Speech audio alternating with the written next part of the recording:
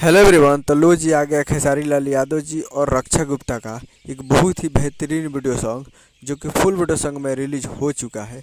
और इस गाने को लिखे हैं कृष्णा बेदर्ती जी और इस गाने को गाए हैं खेसारी लाल यादव जी और शिल्पी राज जी। और इसमें म्यूजिक भी दिए हैं कृष्णा बेदर्ती जी, जो कि आपको स्क्रीन के ऊपर दिखाई दे रहा है। जिस सॉन्ग का टाइटल रखा गया है वकील बाबू, जिसका टाइटल है वकील बाबू। और ये फुल वीडियो सॉन्ग में रिलीज हो चुका है। और वीडियो में है खेसारी लाल यादव जी और रक्षा गुप्ता जी, फिट में है रक्षा गुप्ता जी। तो ये आज full video song release on 4 जनवरी 2023 को सुबह 6 बज के 4 जनवरी 2024 को सुबह 6:30 AM पे ये फुल वीडियो सॉन्ग को रिलीज कर दिया गया है। और ये एक मूवी का सॉन्ग है जिस मूवी का नाम है सन ऑफ बिहार।